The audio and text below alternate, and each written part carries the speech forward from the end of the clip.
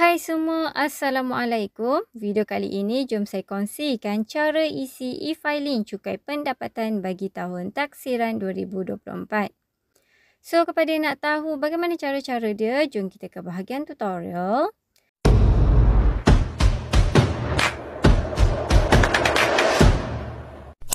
Untuk step pertama, anda kena buka web browser anda dan sila buat carian MyTax.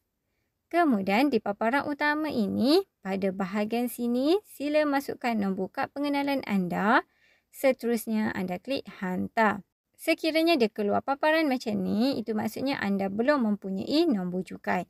Jadi klik dekat bahagian e-daftar untuk anda membuat pendaftaran.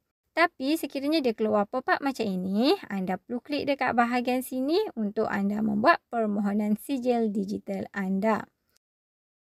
Bagi yang pernah mendaftar sebelum ini, bila anda klik sahaja dekat bahagian hantar, dekat sini sila pastikan frasa keselamatan yang dipaparkan adalah kepunyaan anda dan dekat sini juga anda kena masukkan kata laluan anda, lepas tu anda klik log masuk. Ini adalah paparan utama akaun MyTax anda. Di bahagian status borang e-filing bagi tahun taksiran 2024, status adalah borang BE belum dihantar. So, anda perlu klik dekat bahagian sini. Kemudian, dia akan keluar paparan e-borang.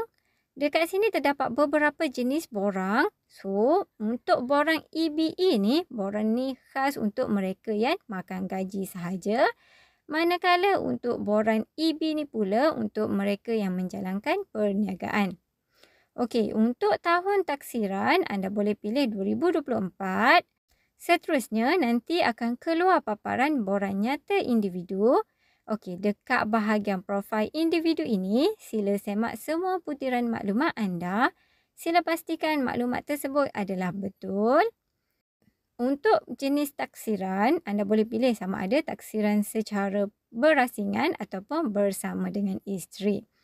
Lepas tu, di bahagian profil isteri, sila semak maklumat pasangan anda dan bila dah selesai, anda klik seterusnya. Okey, di bahagian kedua, profil lain, dekat sini anda kena semak maklumat nombor telefon, nombor majikan, alamat email dan sila kemaskini maklumat cukai ditanggung oleh majikan. Okey, untuk yang ni, anda pilih ya jika cukai anda ditanggung oleh majikan anda. Ataupun kalau tidak, anda boleh sahaja klik tidak. Untuk bahagian mempunyai akaun keuangan di institusi luar negara, kalau anda mempunyai akaun keuangan di luar negara, anda boleh klik ya. Tapi kalau tiada, anda pilih sahaja tidak. Sama juga untuk bahagian ini, anda perlu klik ya sekiranya anda menjual ataupun melupuskan aset di bawah Akta Cukai Keuntungan Harta. Tapi kalau tak ada buat sebarang jualan, anda boleh saja klik dekat bahagian tidak. Seterusnya, untuk bahagian kaedah pembayaran balik lebihan cukai, bahagian ini penting sebabnya sekiranya anda ada buat lebihan pembayaran cukai, pihak LHDN akan refund balik kepada anda. Jadi, seeloknya dekat sini anda pilih bayaran melalui akaun bank dan di bahagian maklumat akaun bank ini, sila masukkan butiran maklumat akaun anda. Sila pastikan nombor akaun adalah betul. Seterusnya, anda kena semak dan kemaskini maklumat alamat surat menyurat anda. Pastikan alamat terkini. Untuk bahagian tuntutan insentif ini, sekiranya anda menerima sebarang insentif yang termaktub di bawah perenggan 127, anda boleh masukkan di bahagian sini. Tapi kalau tak ada, anda boleh sahaja tinggal kosong. Lepas tu, anda klik sahaja seterusnya. Okey, di bahagian ketiga iaitu pendapatan berkanun dan jumlah pendapatan. Dekat sinilah anda kena isi semua butiran pendapatan anda mengikut borang BE yang anda terima daripada pihak syarikat tempat anda bekerja. Dan ini adalah contoh borang BE bagi tahun 2024. Sila rujuk borang ini semasa anda mengisi di bahagian pendapatan. Okey, dekat sini anda kena masukkan jumlah pendapatan gaji anda. Lepas tu, bilangan gaji ini anda kena masukkan bilangan majikan anda. Sekiranya anda bekerja dengan satu syarikat sahaja, dekat sini anda perlu masukkan satu. Tapi kalau kerja dengan 2 syarikat, boleh masukkan 2 dekat bahagian sini. Seterusnya, di bahagian sini pula anda kena masukkan jumlah pendapatan daripada sewa. Okay, tak kisahlah sewa rumah, sewa kedai, sewa tanah dan sebagainya. Tapi kalau tak ada pendapatan daripada sewa, bahagian ni anda tinggal kosong sahaja.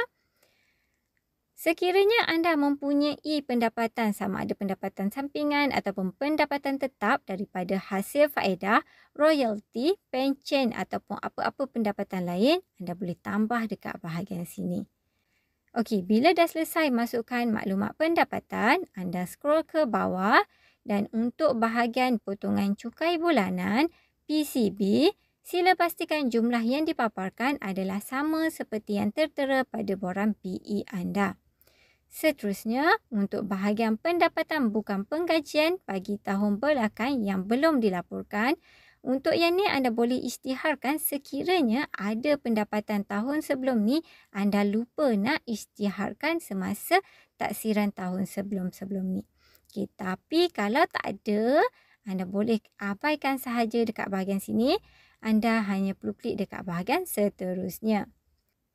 Untuk bahagian keempat, iaitu pelepasan yang dibenarkan oleh LHDN, ringkasan pelepasan cukai untuk tahun taksiran 2024, anda boleh rujuk dekat video saya yang ini. Okey, link video ni saya letak dekat bahagian description. Boleh tengok dekat bahagian situ. Alright, untuk pelepasan diri, automatik anda akan dapat RM9,000.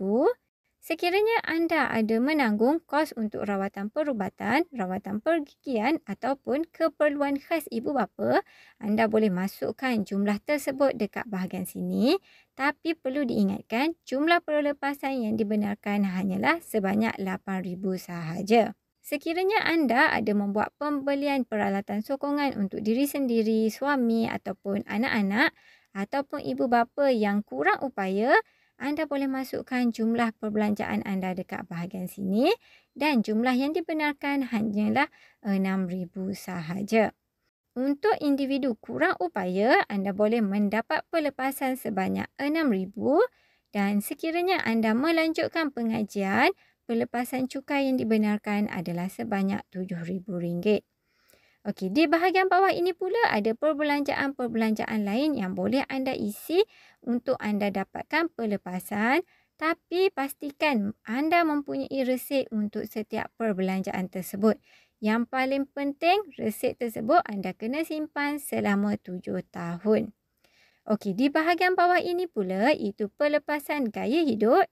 Sekiranya anda ada membuat pembelian telefon, tablet ataupun ada melanggan internet bulanan untuk diri sendiri ataupun untuk anak dan isteri anda, anda boleh masukkan jumlah perbelanjaan di bahagian sini. Jumlah pelepasan adalah sebanyak RM2,500. Dekat sini anda boleh juga masukkan yuran taska ataupun yuran tadika untuk anak yang berumur 6 tahun ke bawah. Seterusnya, di bahagian pelepasan anak ini, sila isi butiran maklumat anak anda. Okey, sila masukkan nama penuh dan juga nombor IC. Pastikan ejaan nama adalah seperti dalam CJ kelahiran. Sila masukkan maklumat anak anda mengikut kategori. Bila dah selesai, anda klik dekat bahagian seterusnya. Nanti dia akan keluar balik paparan pelepasan cukai seperti tadi. Anda perlu scroll ke bawah dan sila semak semula maklumat yang anda isi. Okey, untuk pelepasan insurans nyawa dan KWSP, anda boleh masukkan jumlah dekat bahagian sini dan maksimum pelepasan adalah sebanyak RM3,000. Bagi pencarum KWSP, anda boleh masukkan jumlah caruman KWSP anda dekat sini. Tapi diingatkan, pelepasan cukai yang dibenarkan hanyalah sebanyak RM4,000 sahaja. Jumlah caruman per keso pula anda boleh masukkan dekat bahagian sini. Seterusnya, kita ke bahagian rebate, tolakan cukai ataupun pelepasan cukai. Okey, untuk bahagian sini, sekiranya anda ada membuat pembayaran zakat pada tahun 2024, anda boleh masukkan jumlah zakat anda di bahagian sini. Okey? Bila dah selesai isi di bahagian pelepasan, anda perlu klik dekat bahagian seterusnya. Okey, di bahagian kelima iaitu rumusan, ini adalah bahagian terakhir. Okey, dekat bahagian rumusan ini anda kena semak semua butiran maklumat, pastikan semua maklumat adalah betul. Dan yang paling penting adalah di bahagian bawah ini iaitu bahagian lebihan bayaran tahun taksiran 2024. Bahagian ini akan tunjukkan berapa jumlah yang anda terlebih bayar. Jadi jumlah inilah yang LHDN akan refund balik kepada anda. Sekiranya anda rasa semua maklumat dekat bahagian rumusan tersebut adalah betul, sila klik dekat bahagian seterusnya, nanti dia akan keluar paparan akuan. Dekat sini anda kena buat perakuan bahawasanya maklumat yang anda isi adalah lengkap dan betul. Dan untuk hantar maklumat yang anda isi tadi, sila klik dekat bahagian tanda tangan dan hantar. Okey, dekat sini sila masukkan nombor kad pengenalan anda dan anda juga kena masukkan kata laluan MyTax anda. Lepas tu, sila klik tanda tangan. Sekiranya keluar paparan pengesahan penerimaan EBE bagi tahun taksiran 2024, itu maksudnya anda telah pun berjaya mengisi dan menghantar e-filing bagi tahun taksiran 2024. Sekiranya anda nak simpan maklumat yang anda isi tadi, anda boleh klik dekat bahagian cetak dan duit lebihan bayaran akan dimasukkan ke akaun anda melalui nombor akaun yang anda masukkan tadi. So, itu sahaja untuk kali ini. Apa-apa pun, jom buat dulu. Assalamualaikum.